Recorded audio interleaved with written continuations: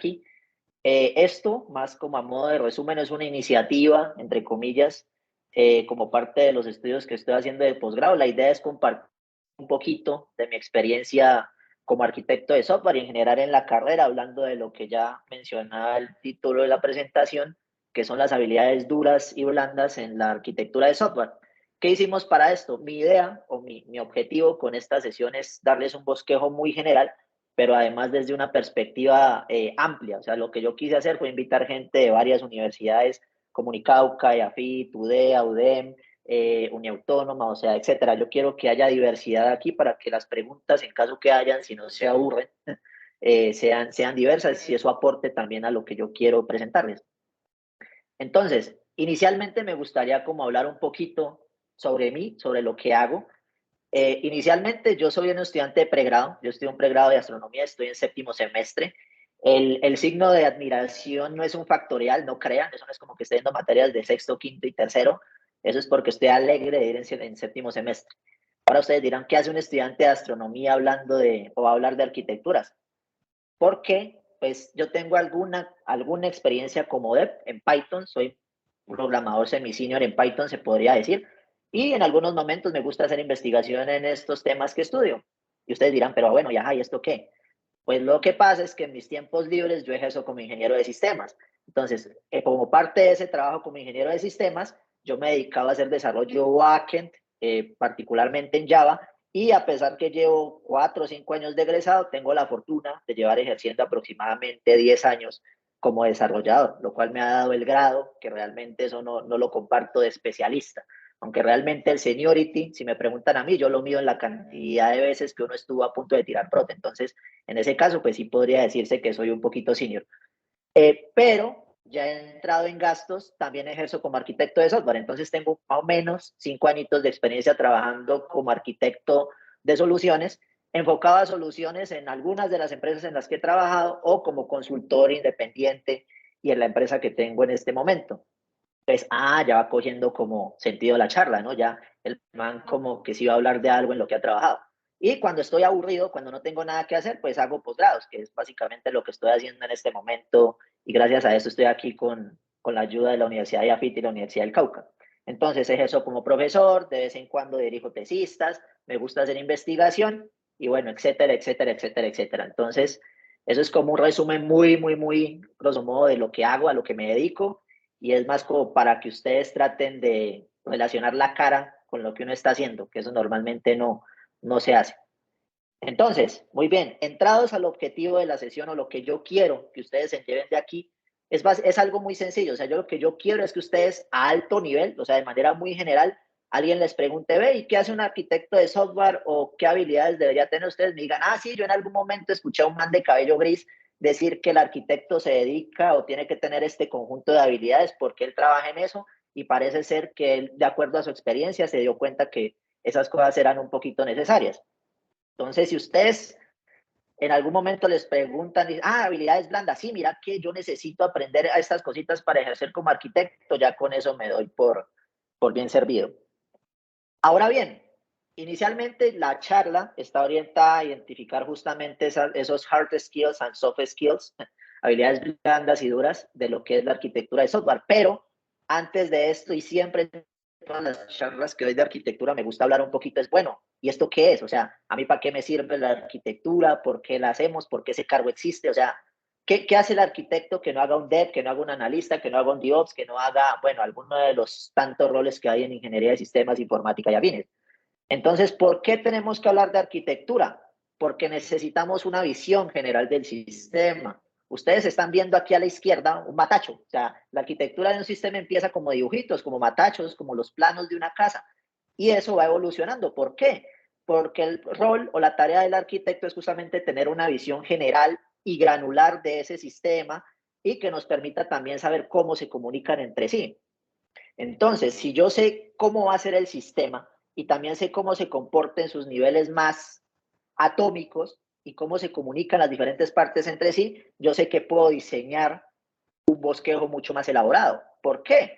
Porque nosotros necesitamos sistemas que rindan, necesitamos sistemas disponibles, seguros, usables, escalables, bueno, todo lo que termine en hables.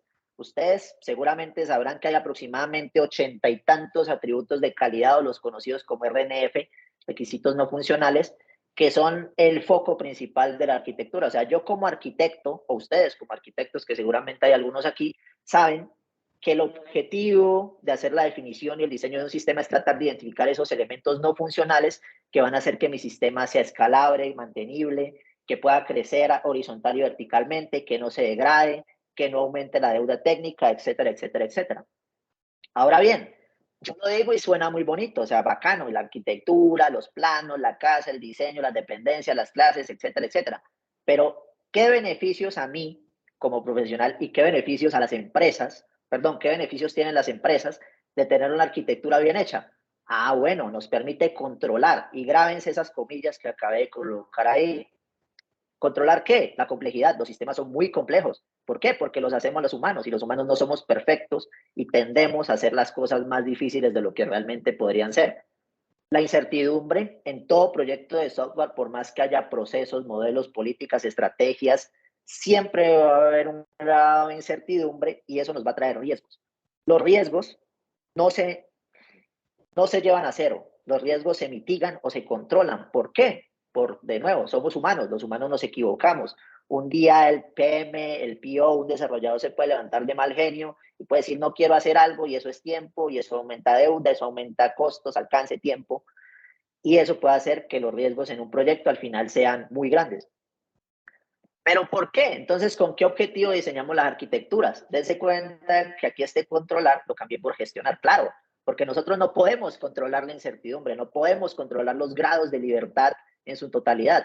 Entonces, lo que hacemos nosotros es establecer un roadmap, un mapa. ¿Para qué? Para que nosotros podamos preocuparnos de la calidad de la solución desde el principio. El arquitecto trata, porque es prácticamente o virtualmente imposible en términos estrictos, decir que yo voy a diseñar una arquitectura que encaje al 100% con lo que quiero hacer. Entonces yo lo que trato es que a través de esos requisitos no funcionales, cubrir la mayoría de requisitos no funcionales para que nuestro sistema pueda crecer, escalar y mantenerse con el paso del tiempo. ¿Por qué? Lo que acaba de decir, atacar los RNF, eso es indispensable. Nosotros necesitamos que nuestros sistemas cumplan con al menos la cantidad mínima de criterios de calidad para que el sistema pueda tener una base sólida. Y como consecuencia, claro, nosotros reducimos la deuda. Yo no coloqué técnica, deudas hay muchas, documental, de tiempo, técnica, de proceso, social, o sea, N cantidad de deudas que se generan y que desde un inicio se pueden generar si una arquitectura o si un diseño de un sistema cualquiera no ha sido descrito de la manera más adecuada. Entonces, nosotros lo que tratamos de hacer es mitigar, gestionar, reducir, pero no llevar a cero aspectos negativos como son la deuda y los riesgos. ¿Para qué? Para potenciar el proceso de desarrollo. Si yo tengo una arquitectura bien definida y se la presento de una manera clara al equipo y a las partes interesadas, ellos claramente van a tener una visión alineada con las necesidades y con los objetivos de negocio y van a poder establecer un conjunto de metodologías, políticas o herramientas que vayan alineadas con esa arquitectura para que el proceso de desarrollo sea mucho más ágil o que sea mucho más adaptado a lo que realmente necesitamos, etcétera, etcétera, etcétera. Pero bien, entonces, ¿quién diablos o quién es el arquitecto? El que no sepa quién es este muñequito de aquí, y ya con esto le doy indicios de qué es, se me fue saliendo de la sala, porque realmente esto es más a modo de chiste, porque si ustedes recuerdan, en la película o en la trilogía original de Matrix, había un señor que se llamaba el arquitecto. El arquitecto era quien diseñó la Matrix, o sea, él fue quien creó ese enredo, esa maraña de cosas que nosotros vemos en la película, y el man en la película lo dice, no, yo soy quien diseñó, gestionó, creó, concibió, modeló, y bueno, ahí creo que, bueno, sí, describió, perdón, pensé que lo ha repetido, todo lo que tiene que ver con la estructura de la Matrix, que es donde viven estos muñequitos que están en la película. Pero entonces, ¿él qué hace? Diseña, gestiona, crea, concibe, modela, describe. Todos son sinónimos de lo mismo, de la arquitectura de un sistema. Ah, no, pues qué bobada, acaba de decir lo mismo. Pues sí, pero lo que se tiene que rescatar de aquí es que realmente el arquitecto no realiza una tarea técnica per se. Él se dedica al diseño, o sea, él crea la visión general del sistema y claramente en muchas empresas el arquitecto se involucra en el área de desarrollo, pero esa no es su función principal, porque realmente nosotros, desde este punto, este nivel de abstracción, tenemos que garantizar es básicamente que las políticas y los lineamientos que queremos seguir cumplan con la necesidad del negocio, de la empresa o de la solución.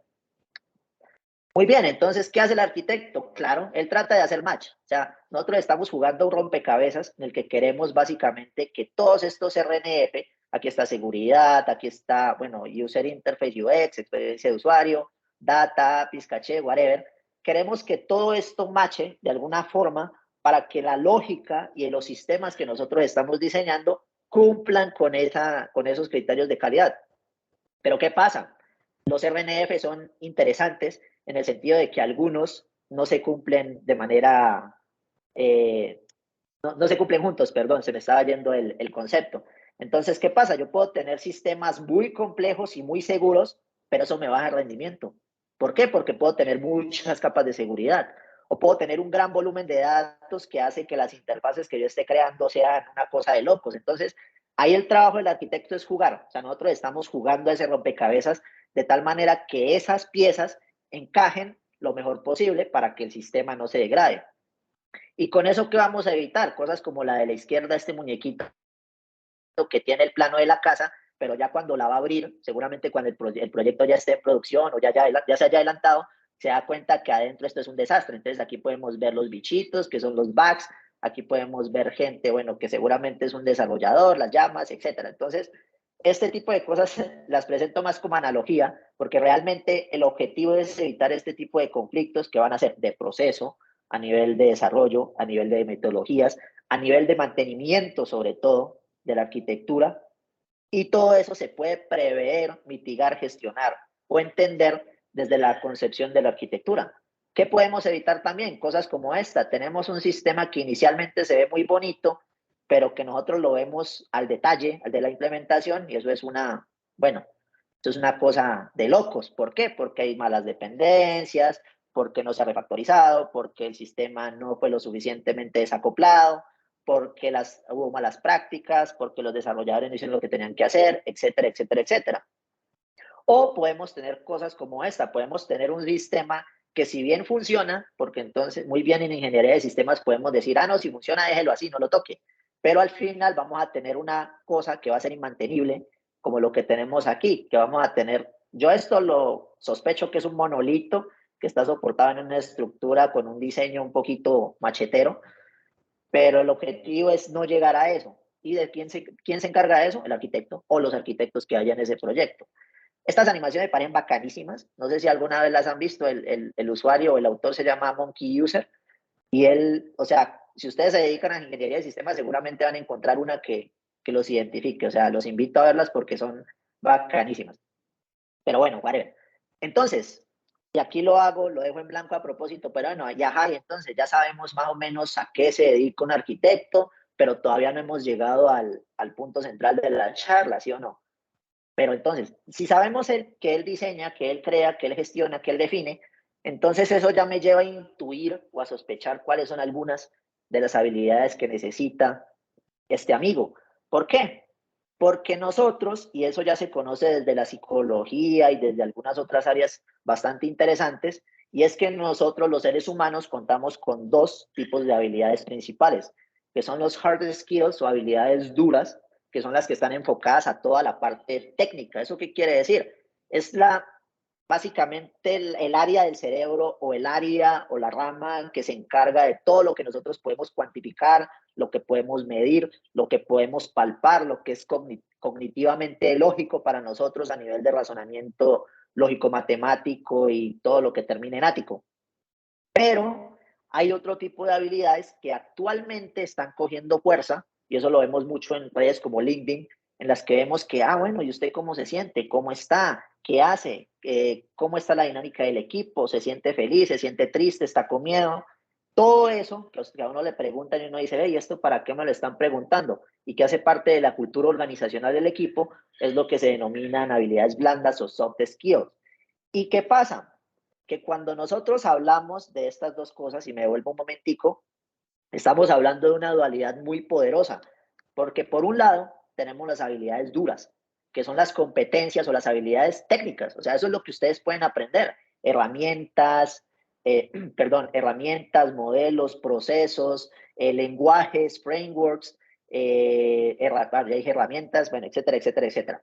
¿Qué pasa?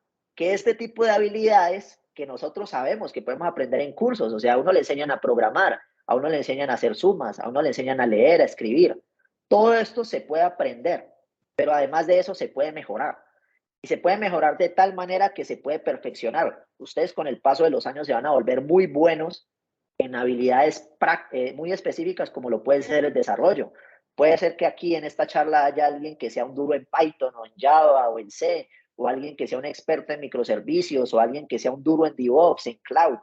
Pero todo eso que yo acabo de mencionar son habilidades que se aprenden, son habilidades que nosotros podemos entrenar. Son específicas, y aquí lo voy a decir entre un paréntesis enorme, porque al ser específicas del área o el nicho de mercado, está directamente relacionado a que, claro, esta charla que estoy dando es orientada a ingenieros de sistemas, informática, software y afines. Entonces, ustedes en lo que he venido hablando pueden sospechar o ya pudieron intuir que hay muchas habilidades que son duras, que ya incluso las acabé de mencionar, como no las son en otras áreas, por ejemplo, la medicina. Hay habilidades duras que nosotros, pues obviamente no vamos a conocer jamás porque no nos dedicamos a eso. Lo mismo con el canto, lo mismo con la psicología, lo mismo con, bueno, whatever, la cantidad de profesiones que a ustedes les puedan ocurrir. Son fáciles de detectar, o sea, hay test. A ustedes cuando entran a una nueva empresa, existen modelos o existen herramientas, mecanismos que permiten a las empresas evaluar usted qué tan bueno es en Java. Ahora, que la naturaleza de las pruebas sea diferente es otro asunto, pero existen los mecanismos que me permiten decir, no, Carlos dice que ha trabajado 10 años en Java, pero mira que este mantiene falencias en X o Y cosas. O no, es que mira que él está trabajando en microservicios y sí se nota que tiene una formación bastante fuerte en eso. Se pueden medir, a eso es a lo que quiero llegar. Y lo más interesante es que se pueden monitorear y controlar.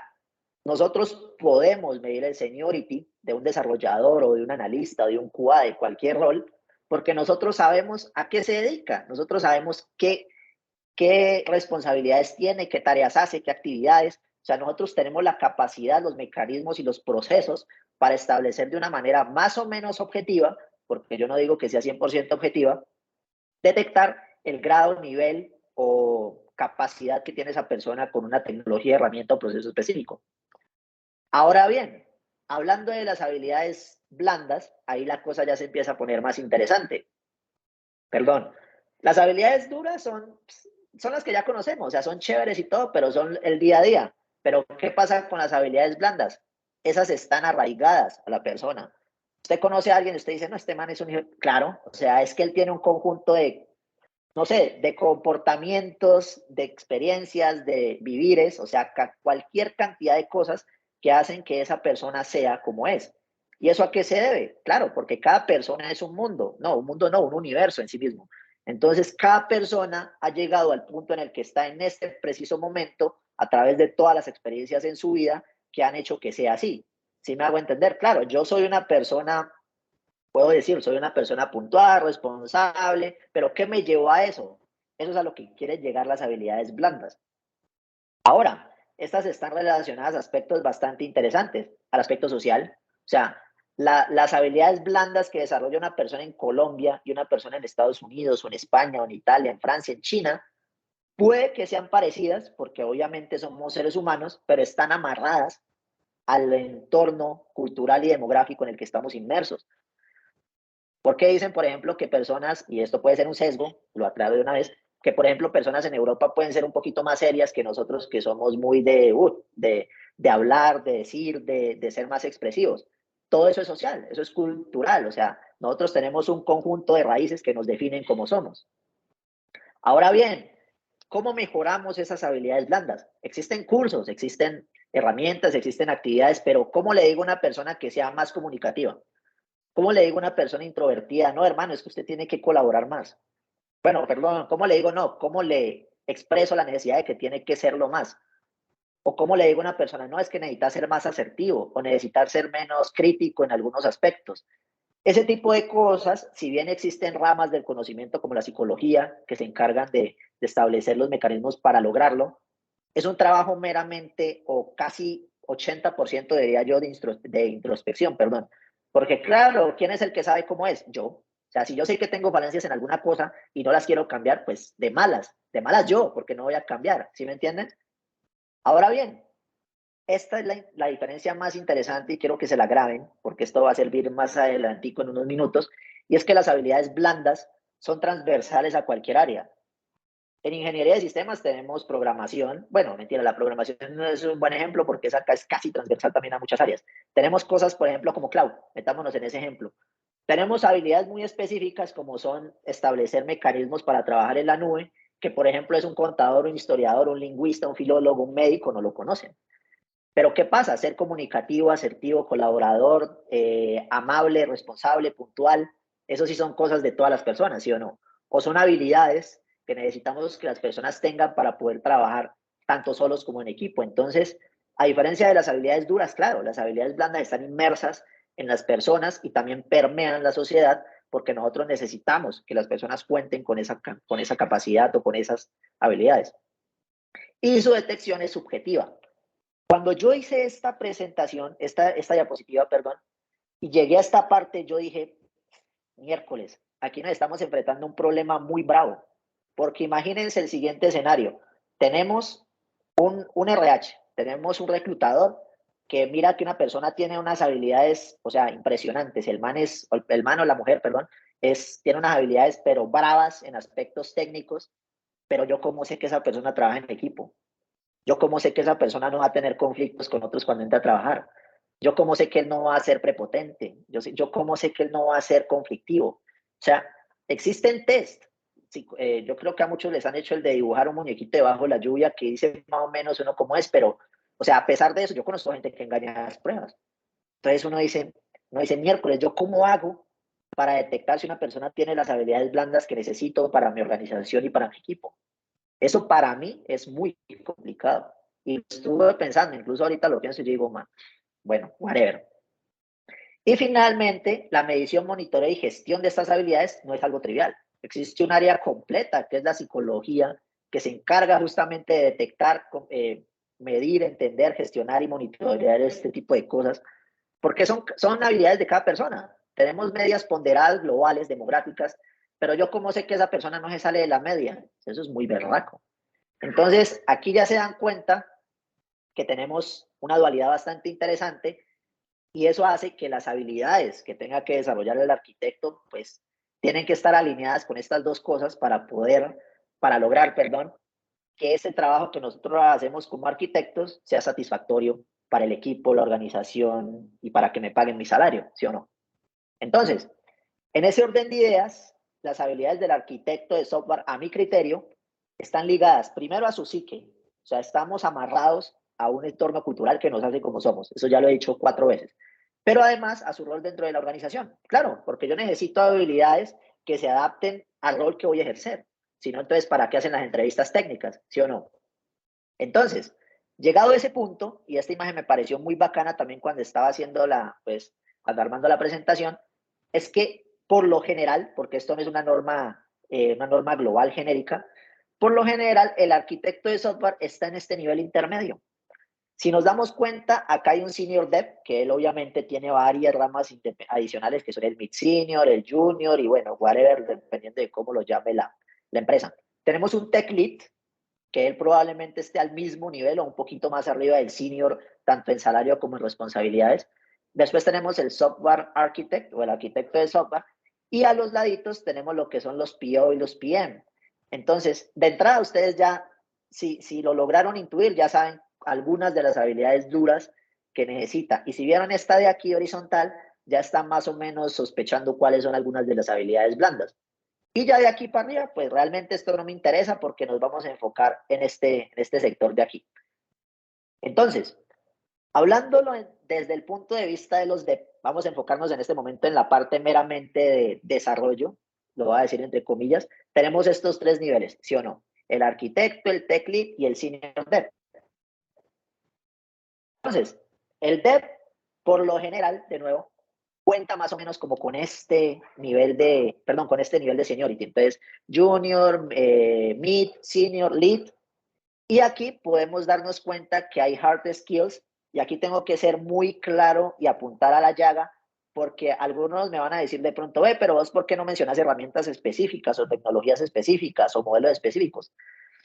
Porque realmente yo puedo tener arquitectos de muchos sabores. Yo puedo tener arquitectos que hagan micro, que hagan serverless, que hagan producto, que trabajen en monolitos. O sea, hay tantos arquitectos como necesidades tengan los sistemas. Entonces, yo lo traté de hacer lo más genérico posible. Entonces, tenemos herramientas. Por lo general, cuando un desarrollador entra a trabajar, listo, él tiene que conocer un set mínimo de herramientas y estos van aumentando a medida que el seniority aumenta. También tienen un conocimiento más o menos de los lenguajes que necesita la organización. Entonces, aquí podemos ver que también se necesita conocimiento en lenguajes de programación. Aquí yo puedo decir backend, frontend, puedo mencionar algunas cosas como infra, o sea, todo ese tipo de cosas están inmersas en el trabajo del día a día. Frameworks, esto está amarrado realmente a la necesidad del negocio. Entonces, el junior puede ser que él llegue a entrada y dice, no, yo sé Java. Pero entonces él dice, no, es que nosotros acá trabajamos con Spring. ¿Qué es eso? Ah, no sé. Entonces, ahí ya empieza a jugar un poquito el seniority, porque entonces un mid probablemente lleve un poquito más de daños en producción y él diga, no, pues yo ya estoy acostumbrado a trabajar con un Spring, estoy acostumbrado a trabajar con un Ruby, con algunos sabores de PHP, etcétera, etcétera, etcétera. Y el senior y el lead probablemente tengan un conocimiento más al medio nivel de los frameworks, pero enfocados también a lo que es el modelado y a lo que son los patrones. Entonces, es probable, y aquí puede haber un sesgo, o sea, puede ser, porque realmente estas escalas, como les digo, son un poquito subjetivas a mi criterio. Yo lo pinté así porque en mi experiencia, nuevamente aludiendo al título de la charla, me he dado cuenta que los que conocen de modelos y los que conocen de patrones en forma, o sea, en el sentido no teórico, sino teórico-práctico de la palabra, normalmente son los senior y los lead. Entonces nosotros podemos ver seniors que conozcan modelos a UML a muy alto, a muy bajo, a bajo nivel, perdón, modelos de contexto, de paquetes, de comunicación, de colaboración, de contexto nuevamente, etcétera, etcétera, etcétera. Y que ellos sepan patrones, pero que además sepan aplicarlos. Entonces, incluso yo se lo movería un poquito al lead, pero bueno, eso ya es subjetivo. También conocemos de ágiles, o sea, nosotros conocemos de procesos. Entonces, seguramente muchos han trabajado con un Scrum, con un Lean, con un Kanban, con algunos sabores mezclados. Entonces, eso hace parte también del set de habilidades que tienen estos amigos.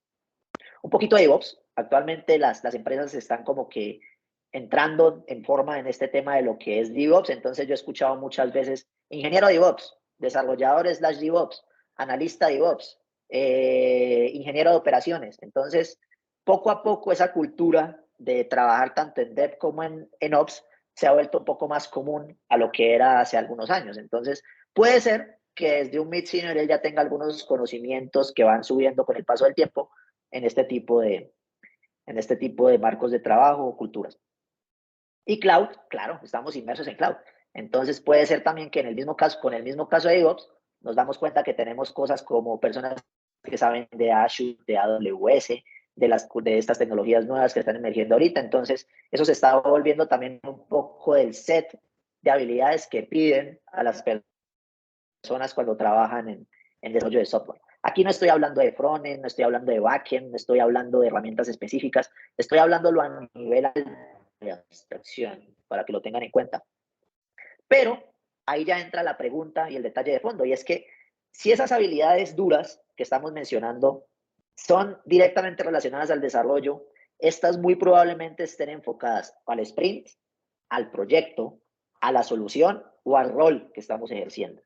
Entonces, en ese momento yo no he hablado de organización por ningún lado, no he hablado de objetivos, de alinearse. Entonces, ¿qué pasa? Y aquí hago un paréntesis antes de continuar con lo siguiente. Yo di una charla parecida, hace más o menos 1 o 2 años, no recuerdo, en el cual yo presenté esta gráfica de la izquierda. Estos son se me fue la palabra, hombre, los trends, se me olvidó qué significa trends, no lo puedo creer. Bueno, se me escapó. Las iniciativas, los marcos de trabajo, las tecnologías en torno a la arquitectura de software. Aquí, las tendencias. y era fácil, tendencias. Entonces, aquí mencioné, y en algún momento yo mencioné, mira, a los asistentes les dije, mira que los microservicios están de moda. Eso lo dije en ese momento. Y también dije en ese momento, mira, yo estoy seguro que el server les va a coger fuerza. Ahora vámonos al 2022. Aquí está. Aquí está el serverless y acá están los microservicios aún. Entonces, ¿a qué quiero llegar con esto? A que las habilidades duras, los hard skills, evolucionan, al igual que el desarrollo. Y eso es lo que hace que las habilidades sean tan fáciles de aprender. Porque nosotros, si tenemos herramientas, frameworks, procesos, políticas y mecanismos, estos se pueden entrenar. Y eso hace que los hard skills sean volátiles con el paso del tiempo. Claro, porque nosotros, si actualmente están pidiendo gente en DevOps y en Cloud, es porque esa tendencia ha subido. Necesitamos más gente en eso, entonces la gente obviamente para establecer un valor agregado, se educa, se entrena en esas cosas. Entonces, a eso quiero llegar. Las habilidades duras evolucionan, cambian con el tiempo, no son estáticas. Ahora bien, quiero que se queden con eso en la cabeza, porque entonces, ¿qué hace el arquitecto? Si él está por encima, y eso lo digo otra vez entre comillas, de estos dos roles que mencioné ahorita, entonces, ¿qué hace este man que no hace los otros roles? ¿Sí o no? Entonces, claro, él sabe de herramientas, pero él sabe detectar, analizar y entender cuáles son las herramientas más adecuadas.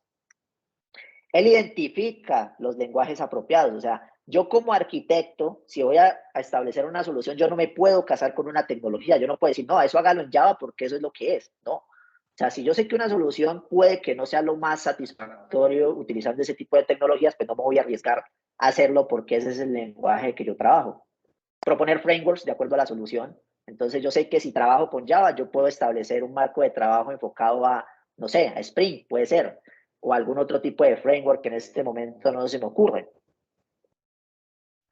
Él tiene que saber de modelado, pero tiene que saberlo muy bien. O sea, yo tengo que saber UML, contexto, negocio, despliegues, paquetes, interacción, comunicación. Puede que no los llegue a usar, pero yo necesito ese diccionario, yo necesito conocerlo, porque es mejor saber y no aplicar que estar embalado 3 semanas buscando cómo hacer algo. Patrones, no solo de diseño, también arquitectónicos y de comunicación. Yo necesito saber un TOGAF como mínimo, yo necesito saber contexto, necesito saber abstraer, dividir y componer las partes en su parte general y en su parte específica. ¿Y eso cómo se hace? A través de habilidades de análisis y lógica de diseño arquitectónico. Principios de diseño, obviamente eso está amarrado a lo que es el diseño de software per se. Entonces ahí hablamos de cosas como cohesión, acoplamiento, dependencia, responsabilidad. Entonces ahí yo dejo a criterio de los devs que estén aquí, ellos pueden decir, ve, ¿y esto qué es? Puede ser, ¿no? O sea, lo estoy diciendo a manera de ejemplo. ¿Por qué? Porque realmente estas cosas a uno en algunas partes se las enseñan y en otras no. Actualmente existe una tendencia bastante interesante y es a enseñar a echar código. No se enseña a analizar, no se enseña a solucionar problemas. Entonces, he visto muchos casos de profesionales que llegan a la industria y no saben de dependencias, no saben de acoplamiento, no saben de este tipo de cosas que son tan importantes. Principios de abstracción y dependencia, perdón, fundamental, sí o sí. Principios de equivalencia, cierre, esto ya es un poquito más avanzado y está más amarrados al tema de la arquitectura cíclica. Y principios, están los SOLID, los GAP, los STUPID, los KISS, todo este tipo de cosas son acrónimos y los invito a buscarlos si de pronto no les suena alguno, que determinan algunas de las buenas y malas prácticas, patrones y antipatrones que se deben tener en cuenta al momento de desarrollar software. RNF, fundamental, necesitamos saber de requisitos no funcionales. Criterios de calidad, necesitamos establecer criterios de calidad para poder trabajar con ellos. Necesitamos obviamente saber de ágiles, que eso ya lo he mencionado aquí, va a amarrar a lo que ya hacen los demás, y todo lo demás. Entonces puede que un arquitecto sepa un poquito de DevOps, sepa un poquito de Cloud, sea un poquito de, no sé, un poquito de infra en general, o sea, no enfocado a DevOps, etcétera, etcétera, etcétera. Entonces, si llegamos a la llaga, al corazón del asunto, nos damos cuenta, y esto lo digo yo, o sea, esto sí es una frase mía, incluso ahorita está con el nombre, claro, un arquitecto es un desarrollador nato. Un arquitecto desarrolló, sabe de prácticas, sabe de antipatrones, sabe de malas prácticas, sabe de cohesión, de acoplamiento, de comunicación, de dependencias, de diseño.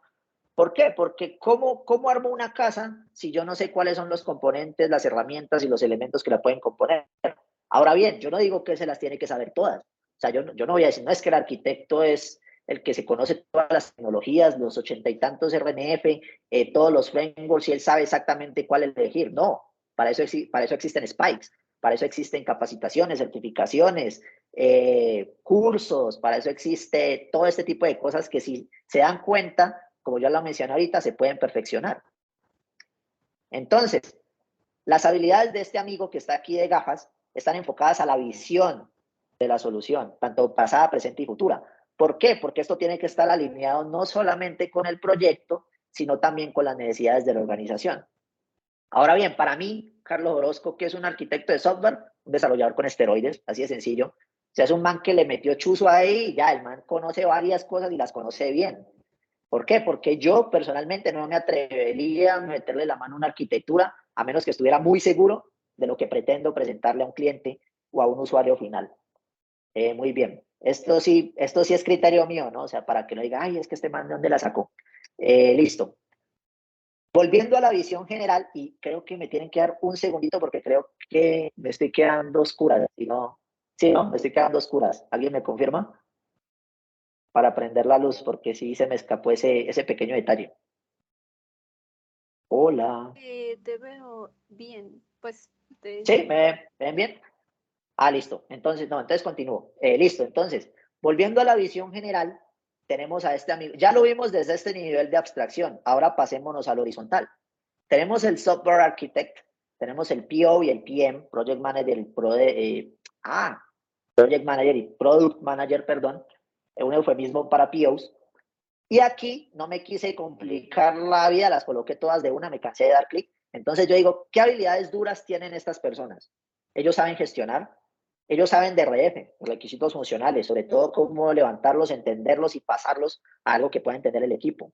Ellos saben planear, ellos saben documentar, ellos saben analizar a través de razonamiento lógico. Tienen pensamiento crítico porque ellos están todo el tiempo peleando con el cliente. Es que yo quiero que esto sea así. Pues hermano, no se puede. Pero ellos lo dicen de una forma más bonita. Entonces, no, ellos no son arquitectos. Y también tienen fuertes principios de abstracción. Entonces, todo esto lo puede tener un arquitecto, claro, porque él es un puente. El arquitecto orienta la comunicación a las necesidades del negocio, de la empresa, de la organización. ¿Cómo lo hace? Estableciendo límites. Así como los clientes le meten cosas a los PO, ellos nos tratan de meter cosas a nosotros y nosotros decimos, no, qué pena, espérese. Es que usted quiere que este sistema haga cosas que en este momento la arquitectura no permite y necesitamos bajarle un poquito a las revoluciones. ¿Por qué? Porque nosotros necesitamos alinear esos deseos con lo que actualmente tiene el sistema y eso es algo que un arquitecto, sobre todo cuando está iniciando, no entiende. O sea, él dice, no, es que este sistema es una... Bueno, no puedo decir malas palabras, pero bueno, él puede decir, no, el sistema es muy bacano, está muy bien hecho, pero cuando ya nos enfrentamos contra ese muro, contra esa pared, que son los deseos del cliente, a nosotros le podemos estar ofreciendo la luna y no nos estamos dando cuenta. Y una cosa bastante interesante de los sistemas es que ellos se degradan muy rápido, si no lo sabemos hacer. Algo tan fácil como la complejidad ciclomática, temporal o espacial un dolor de cabeza en menos de 2 meses. Eso es deuda técnica. Entonces, el rol técnico duro, hard, del arquitecto es justamente alinear esos deseos para que no se nos vuelva una locura. Establecer alcances, claro, nosotros sabemos que hay un cliente y quiere cosas, pero también tenemos que decirle, bueno, amigo, pues vamos negociándolo porque la cosa no es tan trivial o no es tan olímpica. Él necesita entender al PO y al PM, claro, porque nosotros no hablamos el mismo lenguaje. Nosotros hablamos o sea, nosotros hablamos a lo gamín, a lo machetero, a lo NEA, y los PO y los PM hablan con el cliente. Ellos necesitan ser más razonables, o sea, ellos sí son personas decentes, a eso quiero llegar. Entonces nosotros tenemos que ser ese puente que permita definir y traducir esas cosas que el cliente quiere a algo que sea tangible o algo que pueda ser desarrollado en un tiempo razonable y que esté alineado con las necesidades y con la capacidad de la arquitectura. Entonces, ahí ya nos damos cuenta que las habilidades blandas, si bien son bastantes, no son difíciles de desarrollar. O sea, eso lo único que necesita es tiempo.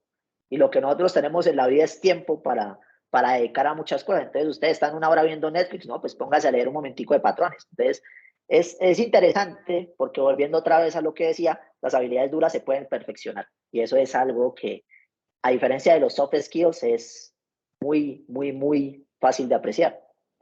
Ahora bien, pasándonos al otro lado, al otro hemisferio del cerebro, nos damos cuenta, y aquí soy yo de nuevo tratando de ser filosófico, claro, las habilidades duras nos vuelven mejores profesionales, bacanísimo, o sea, hay una persona que lleva 10, 12, 15, 20 años trabajando en un lenguaje, en una tecnología específica, pues el man o la mujer sabe, o sea, ¿cómo le vamos a decir, no, esto no se hace así?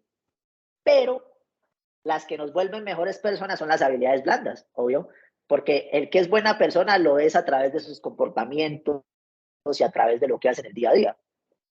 Entonces, volviendo otra vez a la visión general, sabemos que los soft skills no están relacionados al nicho de mercado. Entonces yo aquí marqué con una X enorme, porque realmente los soft skills, esto las puedo hacer genéricas. O sea, yo no necesito esta gráfica para establecer un set de habilidades blandas que tenga que cumplir sí o sí el arquitecto. O sea, esto lo puedo hacer para la psicología, para la medicina, para el derecho, para la historia, etcétera, etcétera, etcétera.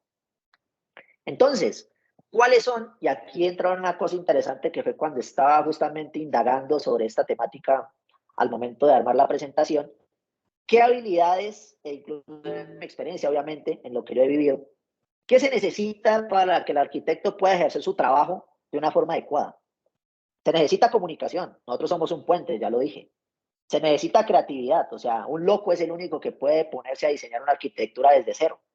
Se necesita liderazgo, porque nosotros somos parte mentores y parte coaching del equipo de desarrollo, porque queremos transmitirle esas necesidades técnicas en algo que pueda desarrollar. Capacidad resolutiva o de solucionar problemas, obviamente eso está inmerso en cualquier profesional de ingeniería de sistemas. Pensamiento crítico, necesitamos establecer límites, barreras, alcances. Actitud positiva, aquí, somos humanos. O sea, un día uno puede amanecer de mal genio, pero parte de desarrollar esa habilidad blanda es justamente detectar uno cuando está en un mal día y no pasarle eso a los demás. ¿Se dan cuenta? O sea, eso no es tan fácil como las habilidades duras. Gestionar el tiempo, claro. O sea, si yo me dedico el tiempo que no es hacer otras cosas, eso se vuelve tiempo, ¿cómo es? Esfuerzo, tiempo y costos adicionales. Inteligencia emocional, esta es berraca. O sea, desarrollar inteligencia emocional es tratar de no sentirse mal por lo que me dicen, de ser muy autocrítico, de no ser destructivo, de ser asertivo, de ser responsable. O sea, este tipo de inteligencia es un área del conocimiento completa. Y la última, que es mi favorita, la gestión del estrés. Inicialmente yo diría, esta vaina que hace aquí. Esto es como las solicitudes de RH que no, es que usted tiene que saber trabajar bajo presión. No. O sea, ¿cómo le piden a una persona que tiene que estar psicológicamente preparada para que lo estén negreando, para que lo estén atacando, para que tenga muchas cosas encima? No, eso es parte de la cultura organizacional. Obviamente, nosotros como profesionales en cualquier área, no solo en ingeniería de sistemas, manejamos un cierto nivel de carga, pero eso no quiere decir que nosotros tengamos que estar estresados el tiempo. Eso les vuelve el pelo gris. O sea, si se dan cuenta hasta para dónde va la cosa. Ahora bien, ya aquí todas estas imágenes son un compendio de cosas que yo logro identificar y que quiero mencionar aquí. Entonces, trabajo en equipo, claro. Nosotros necesitamos saber trabajar con otros jugadores. Si no, entonces, ¿para qué estamos trabajando en desarrollo de software? Responsabilidad, pues claro, usted necesita entregar, si no, ¿cómo le van a pagar el salario? Liderazgo, obvio, necesitamos establecer los elementos necesarios para que otras personas nos entiendan, nos comprendan, pero que además se sientan seguros con nosotros, porque no es lo mismo tener un jefe, que eso uno lo ve mucho en LinkedIn, que un líder. El jefe es el que le dice, no, tiene que hacer y ya. Bueno, ¿cómo lo hago? Yo no sé, usted verá. El líder es el que le dice, no, pues mira, tenemos estos mecanismos, estas políticas, estos procesos, estos elementos. Venga, yo le colaboro de alguna forma para que logremos establecer ese roadmap. Automotivación, claro que sí. Hay días en los que uno dice, no, yo no sirvo para ni, no. O hay días en los que dicen, no, este va que está imposible. O hay días en los que uno dice, no, definitivamente esto no va por donde es. Entonces necesitamos también ser un poco autocríticos para darnos cuenta que no somos perfectos. Capacidad de decisión, esta es fundamental. O sea, uno como arquitecto, o ustedes, algunos de los que están ahí saben, que uno en este tipo de cargos uno no puede darse el lujo de dudar. O sea, si usted sabe que la arquitectura es adecuada, o sea, no la mejor, adecuada, entonces uno se puede arriesgar a decir, sí, hágale, metámonos por ahí, porque si uno empieza a dudar, eso es incertidumbre, y la incertidumbre se vuelve riesgo. Y no hay nada peor que un desarrollador, un arquitecto o una persona en TI que no sepa o que no tenga la capacidad crítica de decir lo que estoy haciendo es correcto. Eso es crítico, puedo decir. Solución de problemas, claro, a eso nos dedicamos. Habilidad, aquí está otra vez, vea, la habilidad para trabajar bajo presión, es así como que me genera un poquito de estrés, valga la redundancia. Flexibilidad, sí, los sistemas evolucionan, los sistemas cambian, las personas se van, otras llegan. Negociación, claro, somos un puente. Necesitamos establecer límites, necesitamos establecer elementos que nos permitan comunicarnos de una manera efectiva, asertiva y capaz con las otras áreas como lo son las de gerencia. E incluso más arriba. Ahí ya vuelvo otra vez a hacer hincapié. Ay, presión, como que bueno, whatever. Espíritu de equipo, puede ser. Eso va como amarrado a eso. Póngase la camiseta. Bueno, ahora voy a decir algo sobre eso. Comunicación, claro. Asertividad, necesitamos ser muy asertivos para trabajar en esta área. Confianza en sí mismo, lo mismo que yo les digo, un arquitecto sin poder de decisión está en la mala, porque nosotros necesitamos estar seguros de que lo que sabemos, lo sabemos. Si no, pues entonces, ¿para qué estamos aquí? Las dudas están hechas para resolverse a través de la crítica constructiva. Eso es lo que yo pensaría en este escenario en particular. La última, inquisitiveness and creativity, es como un poco, sí, sea creativo, o sea, trate de lanzarse, trate de ir más allá, pero con mesura. Entonces, tampoco se trata de improvisar, de ser muy olímpicos, porque realmente estamos haciendo soluciones que van a cambiar con el tiempo y la idea es que no se degrade. Y la empatía, claro, nosotros somos parte de un equipo interpersonal multidisciplinar en el cual algunas personas van a estar tristes, otras van a estar deprimidas, otras van a estar muy felices, porque hay gente que dice, no, este man está muy feliz, ya me tiene estresado. O sea, las personas y a lo que quiero llegar nuevamente somos muy diferentes. Entonces, parte de tener estas habilidades blandas es ser empático con los demás para que podamos detectar de una manera y ponernos, como dicen coloquialmente, en los zapatos del otro. Comunicación clara, saber escuchar las críticas, eso es fundamental. Tener autocontrol, yo conozco personas que son muy explosivas, incluso yo lo era, me lo confieso, o sea, eso es horrible porque entonces uno dice, no, es que me está diciendo que está mal, entonces yo no sirvo para lo que estoy haciendo. O no, es que este no sabe lo que hace, entonces ¿cómo me hace? O sea, son pensamientos que se van colocando como semillas en la cabeza que al final se vuelven un parásito. Actitud positiva, lo que les digo, con mesura, asertividad nuevamente, conflictos, empatía, depersonalization, despersonalización o introspección, como me gusta más llamarlo en este contexto. La capacidad de salirse de uno mismo, eso es un poco abstracto, la verdad. O sea, eso es como la capacidad de que ustedes se puedan ver a sí mismos desde afuera como si fueran otra persona con el objetivo de identificar acciones de mejora. Entonces puede ser que ustedes están inmersos en su trabajo del día y ustedes dicen, no, es que yo soy el mejor en esto, pero ustedes pueden llegar a un punto en el que, ay, mira, como que no, como que sí me estoy equivocando, como que la cosa no era por aquí. Es tener la capacidad de identificar cuando te estás equivocando. Tomar responsabilidades propias, vale la pena hacer la aclaración. Conozco gente que por buena gente se pasa y termina haciendo el trabajo de 5. Y sentido del humor, esta es interesante, ¿no? Es la única vez que la vi aquí, incluso en las presentaciones. O sea, es interesante porque eso ayuda a la dinámica del equipo. Ahora bien, esto repite mucho de lo que mencioné, espíritu de equipo, empatía, asertividad, autopromoción, esta es un poquito discutible, confianza en sí mismo, negociación es fundamental, colaboración, no la mencioné, las 3 ¿no? Colaboración, comunicación y coordinación. Coaching, esto es también parte del liderazgo. Manejo del estrés, nuevamente aparece, aquí es la parte que realmente no me termina de gustar, y pensamiento hacia arriba o de crecer. Claro, nosotros somos profesionales, buscamos mejorar todo el tiempo. La idea es hacerlo de una manera orgánica para que no nos choquemos con muros que van a establecer problemas a futuro. Eso se puede resumir en esta gráfica de aquí, no la voy a mencionar, pero ya se van dando cuenta por dónde va la cosa. Entonces, digo, listo, muy bacano y todo, pero entonces, ¿qué gana la empresa con este tipo de personas? Claro, aquí ya empieza otra vez el monkey user a mostrarnos cosas y es que las empresas, cuando tienen una persona o un equipo con buenas habilidades blandas, rinden más, tienen equipos satisfechos, la dinámica de esos equipos es más efectiva, o sea, las personas colaboran, se comunican entre sí, los proyectos están orientados a los objetivos de esa organización, las personas se ponen la camiseta otra vez entre comillas. Y esto es bacano porque el que se pone la camiseta lo hace por gusto. O sea, hay empresas, e incluso conozco algunas, he estado en algunas en las que me dicen, no, es que tenés que ponerte la camiseta. ¿Por qué? No, es que tenemos que entregar ya. No es lo mismo a que uno esté entretenido trabajando en algo y digo, no, yo me quiero quedar 1 horita, 2 horitas más haciendo esto. ¿Se dan cuenta de cuál es la diferencia entre ponerse una camiseta y que te pongan una camiseta a la fuerza? Whatever. Conflictos sanos, obviamente los equipos van a haber discusiones, van a haber problemáticas, pero estos tienen que ser constructivos y sanos. Lo mismo, discusiones sanas, y eso hace, y aquí entra el foco principal, y esto es lo que yo quiero que ustedes se lleven, desarrollar este tipo de habilidades ayuda a que no hayan cosas como ansiedad, miedo, estrés, depresión, que incluso creo que todos en los últimos 2 años nos hemos dado cuenta que el COVID e incluso el encierro nos ha vuelto mucho más ansiosos y depresivos en algunos casos, porque este tipo de habilidades blandas necesitan que las desarrollemos en conjunto con otras personas. Entonces, tener un equipo, tener personas que tengan buena predisposición a las habilidades blandas, hace que este tipo de cosas no sean tan, perdón, que no tengamos una disposición tan alta a sufrirlas.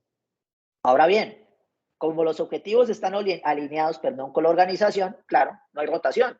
Si yo estoy contento donde estoy, me pagan bien, estoy satisfecho, el trabajo que tengo es agradecido, las actividades que hago son bacanas, no me estreso, pues obviamente eso también me va a disminuir los costos porque las personas no se van a ir y no voy a tener que estar capacitando gente, contratando nueva gente, RH, no sé, onboarding, etcétera, etcétera, etcétera.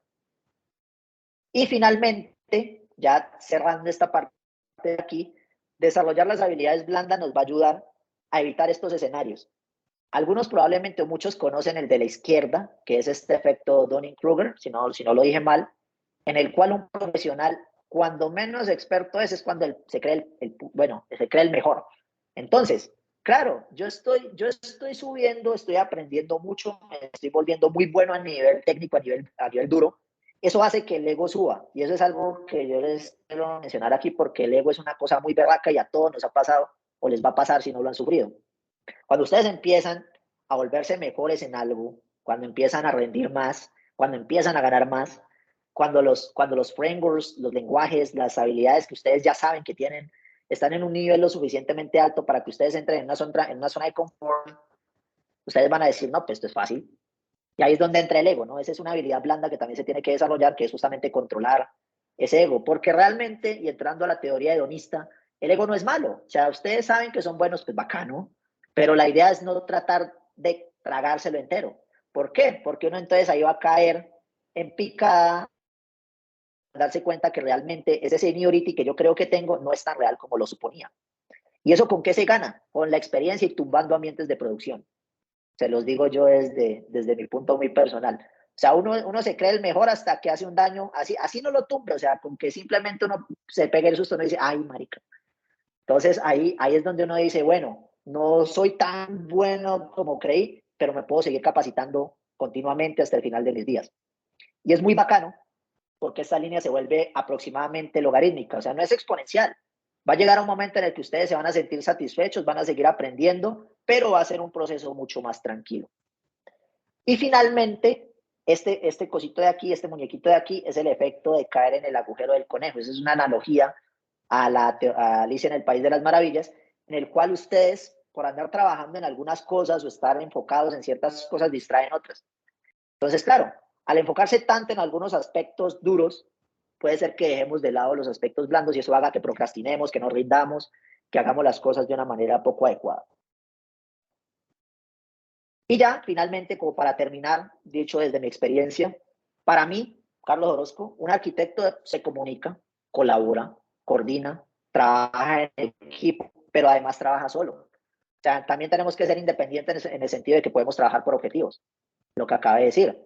Son críticos, claro, tenemos que saber tener buena autocrítica y crítica hacia los demás, obviamente constructiva, sin el ánimo de dañar, ejercer posición de liderazgo. Nosotros sabemos que conocemos un poquito más que los compañeritos que están en otras áreas, entonces tratar de aprovecharlo. Orientar al equipo justamente en esos objetivos de la organización. Ser resiliente.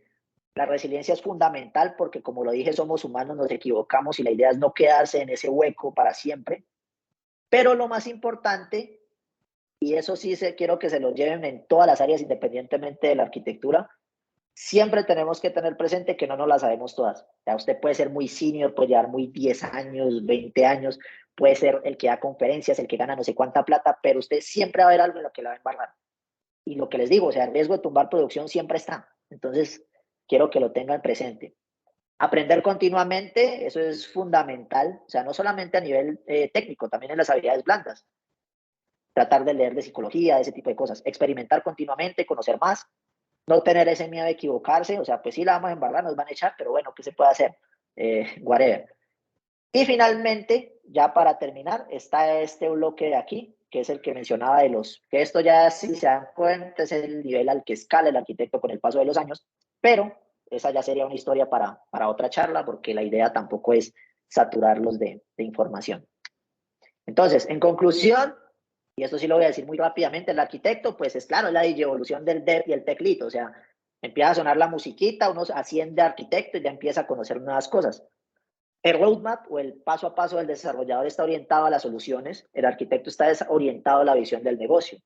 El arquitecto no se las sabe todas, eso ya lo dije, actúa como puente entre el PO y el PM. Y finalmente, las habilidades duras y blandas tienen diferencias fundamentales, y es que inicialmente las duras evolucionan, o sea, siempre vamos a aprender cosas nuevas y no va a ser imposible aprenderlas. Las blandas son más difíciles porque hacen parte del psique de cada persona, y realmente desarrollar las habilidades blandas requieren que nosotros como personas tengamos ese proceso de introducción que nos permite establecer un trabajo o una ruta clara.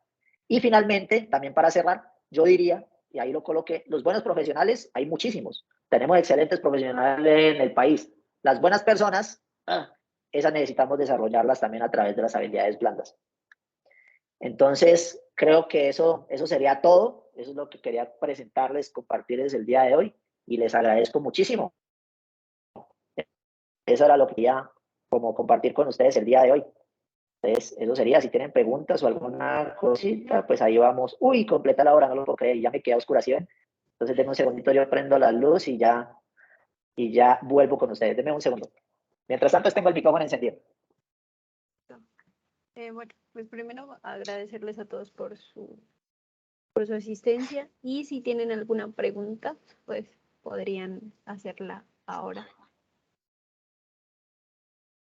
Sí, no me dijeron que estaba a oscuras. ¿Por qué no me dijeron? Porque te quería interrumpir. Bueno, por allí están levantando la mano.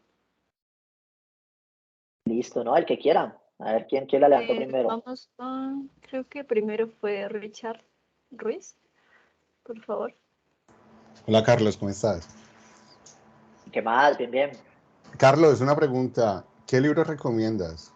O sea, ¿qué libros o cuáles han sido tu base? Que vos digas, estas son como mis Biblias y se las recomiendo para que las lean. Uy, realmente hay varias. A nivel de diseño está el de Design Patterns, el del Gang of Four, el GOF, que son los gurús de este tema de los patrones de diseño. Están también el de, ¿cómo se llama? Design Patterns for Enterprise Edition. Está el de Software Architecture in Practice. Están los de Java in Practice, Java Roadmap. No, es que son muchos. O sea, si querés, yo te hago un listado. Mi Biblia en este momento es el del Gang of Four y también el de algoritmos. Ese es como el que yo uso para educarme muy bien en el tema de estructuras de datos. Y para arquitectura del software, sí, el fundamental es el de Software Architecture in Practice. Ese libro es una Biblia. Y los de siempre, Clean Code, Clean Architecture, esos son los que todos tenemos que conocer o al menos haber leído alguna vez en la vida. Listo, Carlos, muchas gracias. Hágale pues. Listo, muchas gracias por tu pregunta. Continuamos con Andrés Burgos, que tiene la mano levantada. Claro que sí. Ingeniero, buenas tardes. Primeramente, gracias por la charla. Y pues más que todo son dos preguntas. La primera es si, por ejemplo, el escalamiento en lo que es desarrollador de junior, semi-senior, senior, es referente a cada empresa o si hay un estándar en general. Y la otra es con respecto a los criterios no referenciados de software, si mal no recuerdo. Si hay algún libro o alguna documentación que podamos pues leer para tener mayor conocimiento de él. Listo, no, el camino del dev es oscuro y lleno de piedras, ¿no? Entonces, realmente si a vos te preguntan de seniority, existen más o menos como unos caminos o unas líneas de trabajo que son el tiempo, la experiencia en las tecnologías, los frameworks, el tiempo que uno lleva en la empresa. Entonces, es subjetivo en el sentido de que no hay un estándar completo que te diga, no, es que él es senior porque él lleva 10 años trabajando. Pero ¿qué me garantiza que en esos 10 años él trabajó 2 en Java, 2 en Python, 3 en C? O sea, ¿sí me entendés? Es un poquito complicado. Normalmente las empresas describen ese seniority, o sea, ellos tienen como esos lineamientos que me dicen, no, es que si el man o la mujer lleva 5 años trabajando en esta tecnología, él ya para mí es senior. O hay multinacionales en las que ellos dicen, no, nosotros tenemos un roadmap bien definido en el cual a través de procesos de onboarding y capacitación, nosotros garantizamos que esa persona cumple con un conjunto de criterios técnicos y no técnicos que hacen que él pueda establecer ese seniority. Entonces, es un poquito de jugar, porque si me dicen por tiempo, pues yo soy re senior, pero si me lo preguntan, por ejemplo, en Python, yo me considero junior o mid senior como máximo, entonces es un poquito complicado en ese sentido. Y con respecto a los RNF, creo que fue que me preguntaste, cualquier libro de calidad de software te sirve, o sea, en general, es que se me escapó ahorita el nombre de este libro, el de Pressman o el de, Somerville, ellos hablan bastante bien, ingeniería de software, un enfoque práctico, ya me acordé. Esos libros mencionan de una manera bastante detallada algunos, no todos, de los RNF que normalmente se tienen en cuenta para trabajar en este tipo de cosas. Creo que eso responde a tu pregunta, ¿cierto? Sí, ingeniero, muchas gracias. Hágale Listo, pues, muchas no, a vos. gracias. Continuamos con Tomás Escobar. Hola, ¿qué tal, Carlos? ¿Me escuchan bien? Sí, yo te Bueno, escucho. bueno, yo soy estudiante de Unicauca, actualmente trabajo como arquitecto backend para una empresa de inteligencia artificial. Un año trabajé como arquitecto para proyectos, se puede decir, normales. Actualmente en esa empresa me he encontrado el problema de que como se trabajan con modelos de tensores, inteligencia artificial, alta concurrencia, se me ha complicado un poco como pasar de ese tipo de trabajo de arquitectura normal que he tenido a este otro que demanda de GPU, de mucho proceso, ¿sí me entiendes? Entonces, no sé, tal vez si has trabajado o conoces a alguien o conoces un sitio donde yo pueda averiguar, donde pueda leer más, te lo agradecería muchísimo. Sí, incluso ese es un salto complicado, te lo digo por experiencia, porque como lo mencioné al inicio, yo estudio astronomía. Entonces, ahí chévere, me gustaba la pregunta porque realmente ese tipo de arquitecturas y eso que es interesante porque incluso son pocas las veces que yo escucho que una empresa que se dedica a eso tiene una arquitectura definida. Entonces, cuando vos trabajas con análisis numérico, con cálculos muy potentes, o sea, con modelos matemáticos, físicos, con simulaciones, uno dice, miércoles, ¿cómo hago yo para establecer una arquitectura que me permita abarcar esa capacidad de procesamiento? En ese caso, yo lo que recomiendo siempre, o lo que por mi experiencia ha funcionado, es tratar de apoyarse mucho en aspectos de cloud y de procesamiento híbrido. Eso es que trabaja bastante de la mano con la clusterización. ¿Por qué? Porque realmente en esos escenarios tan particulares, la arquitectura ya se vuelve un poco más difusa. Vos puedes definir una arquitectura de microservicios perfectamente para ese tipo de sistemas, pero esa capacidad de procesamiento no está directamente relacionada a la arquitectura en sí. Eso está más relacionado a la capacidad que yo le pueda dar a esa arquitectura a nivel de máquina. Entonces, ahí lo que yo te recomendaría, incluso te dar el contacto de un compañerito por ahí que trabaja en eso, es tratar de apoyarse mucho, mucho, mucho, mucho en la comunicación asíncrona que te permite hacer los cálculos delegando la tarea a otros clústeres. Supongo y sospecho que mucho de lo que hacen ustedes está enfocado a ese tipo de procesamiento. O sea, ustedes tienen algunas granjas por ahí dedicadas o las contratan o tienen alguna capacidad de procesamiento que tienen que estar aumentando constantemente. La idea ahí es balancearla, hermano. O sea, ahí le toca es balancear esa carga sí o sí para que los cálculos se hagan en paralelo y de manera síncrona. Esa es la forma como más efectiva que me he dado cuenta que funciona en esos escenarios. Te voy a pasar el contacto, tengo un profe que es duro en eso, entonces si querés después de la charla me escribís y yo te lo comparto a ver si te da más ideas. Pero más o menos la cosa va por ahí. Listo, muchas gracias, Carlos, te lo agradezco muchísimo. Hágale pues. ¿Alguien más? Listo, creo que no hay más personas con la mano levantada. No sé si tienen otra pregunta, alguien más que quiera hablar o hacer algún aporte. Pueden abrir sus micrófonos o incluso escribir por el chat. Bueno, nadie ha escrito por el chat, ¿no? No. No, creo que no.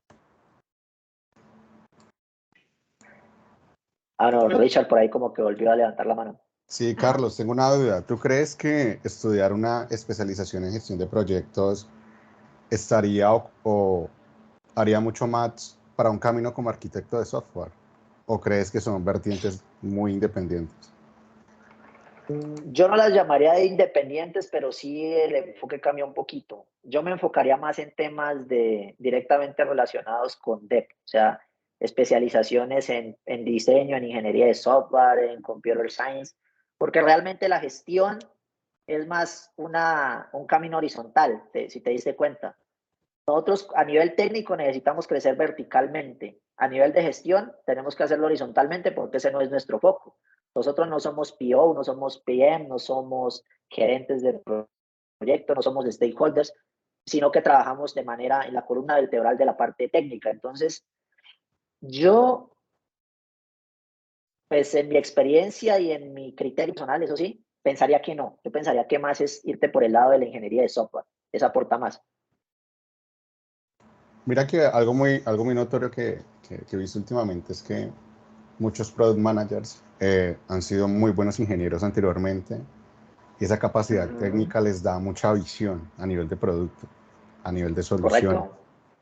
Correcto. Por eso orientaba mi pregunta respecto a eso, porque llega un punto en el que la gente dice, bueno, no quiero desarrollar más, tengo que dar el siguiente paso para comenzar a hacer algo diferente. La gente, pues, en cierto punto, cuando ya llegas a ser senior, tienes que decidir qué vas a seguir haciendo, ¿no? Entonces, por eso te lo Correcto. preguntaba, o sea, si existe algún camino híbrido entre ser, no sé, product manager y a la vez ser arquitecto, no sé, si existe un rol similar No, a eso. no, incluso lo hay. Normalmente los ingenieros, eso se ve mucho en cloud y en banca, que vos tenés arquitectos que están tan inmersos en la parte de gestión que ellos son un híbrido. O sea, si me lo preguntas a mí, yo soy purista. O sea, yo te digo, no, pues, hermano, yo soy dev. O sea, eso es lo que yo digo en las charlas ¿de chiste. O sea, yo nací como dev, crecí como dev, pues yo me dedico a esa línea. Pero claro, no, obviamente lo que vos decís es muy cierto. Yo puedo tener personas que se dedicaron a hacer management y en algún punto de su carrera decidieron ir a ser dev o al contrario. Entonces es que realmente en gustos hay sabores. Yo no te podría decir, no, es que no es el camino a seguir. Realmente si lo preguntamos de manera técnica y purista a nivel de lo que se enfoca realmente el programa o lo que vos quieras hacer, yo te digo no, que es una línea que se sale, es una vertiente, como lo mencionaste. Pero obviamente lo que vos decís es muy cierto, te trabaja de manera muy bacana en las dos áreas. Ahí la pregunta sería, ¿querés dedicarle tiempo a las dos o querés dedicarte fuertemente a una y apoyarte con algunas técnicas que son justamente esas?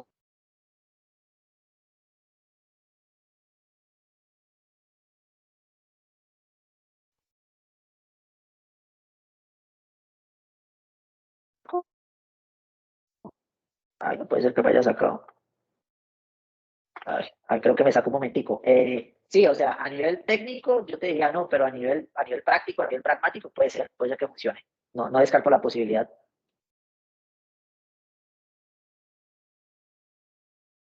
No sé si eso responde tu pregunta. Sí, sí la responde. Y tengo otra pregunta. Hágale. ¿Crees que las habilidades blandas son las que nos permiten crecer más como profesionales? O, Sincera, sinceramente sí, porque realmente las habilidades duras están en los libros. Entonces, vos podés, incluso a mí me pasa muchas veces que digo, yo ya no quiero aprender más. Eso es un antipatrón de los soft skills, que yo digo, no, pues ya tanto tiempo en esto, como que quiero dedicarme a otra cosa. En cambio, es un buen set de habilidades blandas, pues vos puedes estar animado para seguir aprendiendo, para colaborar, para comunicarte. Porque realmente, listo, estamos inmersos en un entorno profesional en el que tenemos que producir, obviamente, en el que tenemos que cumplir con entregables, pero al final somos personas. ¿Y quiénes son los que mejoran? Nosotros no mejoramos a nivel técnico porque queramos ser los mejores en eso, sino porque eso aporta de alguna forma lo que al proyecto o a la línea de vida que nosotros seguimos. Entonces, yo te diría que sí. Realmente, para mí, incluso las empresas ahorita lo están viendo mucho, dicen, no, pues contratemos buenas personas y nosotros nos encargamos de capacitarlas. Porque realmente entrenar habilidades duras es mucho más fácil que entrenar buenas personas. Entonces, yo te diría que sí.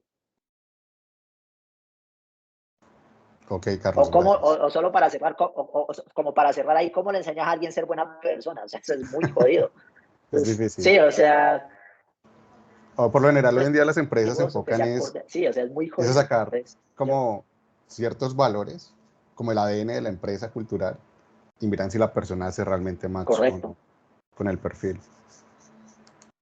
exacto. Eso mismo. Ahí yo Listo. tengo una pregunta. Señora. Ahorita. Em, ¿Crees que hay algunas habilidades blandas que se puedan adquirir a través de los libros y no de la experiencia? O sea, que se las No, puedan adquirir de tal manera como si fuera una habilidad dura.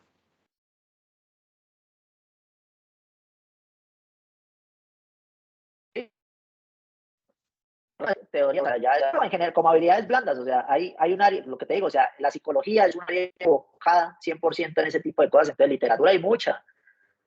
O sea, yo lo que digo, ese proceso de introspección tiene que estar tácito en todos nosotros, pero claramente ya existe una teoría fundamentada a nivel pues, médico, bueno, ahí hablo desde mi ignorancia, obviamente, que ya respalda cómo desarrollar ese tipo de habilidades. Entonces, hay un libro muy, muy bacano que incluso recomiendan no leer, que se llama Psicología Oscura, que justamente trata de manipulación de ese tipo de cosas, pero es muy bacano porque te permite justamente entender cómo funciona la cabeza a nivel celular. Entonces, vos puedes abstraer comportamientos que no son tan adecuados para desarrollar los que sí lo son. E incluso en psicología estoy convencido que hay muchísimos libros al respecto. Incluso yo ahorita tenía unos que se me escapó fue el nombre, hombre, había uno por ahí que inteligencia emocional, ya me acordé. Creo que es de Wood, que es buenísimo. O sea, literatura hay. Incluso yo ahorita si quieren también les paso algunos que tengo por ahí en el librero porque es muy bacano. O sea, cuando ustedes empiezan a leer sobre este tipo de habilidades, si no lo han hecho, se van a dar cuenta que nosotros no nos conocemos para nada. Ustedes pueden decir, no, yo soy muy respetuoso, soy muy cortés, soy muy cordial, me comunico, pero tu lenguaje corporal, tu forma de ser, tu forma de actuar no lo demuestra. Entonces, es como un choque mental al que todos nos enfrentamos cuando empezamos a indagar un poquito más en este tipo de cosas. Dice, bueno, por ahí creo, eso responde a tu pregunta, Darly, sí. Sí, muchas gracias. Hola, bueno. Entonces, creo que alguien, Nicole, creo que fue que preguntó, sí. Yo he notado que las empresas lo hacen mucho a través de los incentivos emocionales. Entonces, ellos tratan de establecer como esos espacios que permitan que las personas se comuniquen mejor. E incluso el área de recursos humanos trata de ser como ese canal que permita identificar ese tipo de habilidades blandas, ¿no? Ellos son el primer filtro, pero creo que, por ejemplo, cosas tan sencillas como las salidas de campo, como los test de sensación emocional, cosas tan sencillas. No sé si algunos en algunas empresas en las que han trabajado tienen esos boots en el que le preguntan, ¿cómo te sientes hoy? Y aparecen las 5 caritas. O sea, todo ese tipo de cosas están hechas para que ustedes como empresa traten de identificar ese tipo de cosas. Ahora, ¿cómo gestionarlas? Para eso ya existen mecanismos. Muchas personas contratan un área dedicada justamente a la satisfacción emocional, otros simplemente lo hacen de tajo y dicen, no, pues paguémosles más a ver si se sienten mejor así. Otros dicen, no, hagamos una rumba cada fin de año. O sea, eso hay sabores, hay tantos sabores como personas en este tipo de organizaciones. Pero una empresa que tenga un proceso bien estructurado, normalmente lo que hace es definir un roadmap que permita cada cierto tiempo, cada 3, 4, 5, 6 meses, detectar cuando una persona no se está bien para tratar de establecer cuáles son las habilidades blandas que tiene que desarrollar y a través de procesos de seguimiento psicológico pueden mejorar. Entonces, incluso estaba en un par de empresas en las que ellos tienen un psicólogo, dedicado, alguien que te escucha y dice, hey, ¿por qué no te estás sintiendo bien? No, mira, es que no estás comunicándote de la mejor manera. Entonces, es muy interesante porque se puede hacer de muchas maneras. Incluso es un área que está en constante investigación. O sea, ¿cómo hago yo como empresa para garantizar que todos mis empleados están felices o que todos mis empleados se comunican, coordinan, no tienen conflictos? O sea, eso es una cosa muy, muy, muy, muy jodida. Pero sí existen esas propuestas. No sé si eso responde a tu pregunta, Nicole, creo que fue tu pregunta, ¿no? Sí. El nombre completo. Sí. Entonces, Listo. ¿Alguien más? ¿alguien más? Voy a contar hasta 10. 9, 8, 7, 6, 5, 4, 3, 2, 1.9. No, mentira. No, mentira. Nos pasa del. Lo que les digo, yo sé que no es fácil quedarse más del tiempo en este tipo de charlas. Les agradezco muchísimo por la asistencia, por la inscripción. Espero haberles aportado algo a nivel profesional, si se dio el caso, inquietud, dudas, me tengan en cuenta que creo que tienen mi correo para que se comuniquen conmigo. La idea es justamente potenciar este tipo de cosas que yo enfoqué en la arquitectura porque es a lo que me dedico, pero puede aplicar para cualquier tipo de, cualquier otra área de esto a lo que nos dedicamos tan bacano que es de ingeniería de sistemas informáticas, software y todo lo demás. Entonces, nada, les agradezco mucho y te paso la palabra, Darly. Bueno, primero, pues gracias, Carlos, por el espacio y pues por preparar la charla. Y muchas gracias pues, por compartir todas esas experiencias y tu conocimiento que has adquirido a través de las experiencias. Y pues a los demás, muchas gracias por asistir y por inscribirse y por asistir. Pues próximamente estaremos organizando más charlas y Listo, pues no dice que me quedé a oscuras.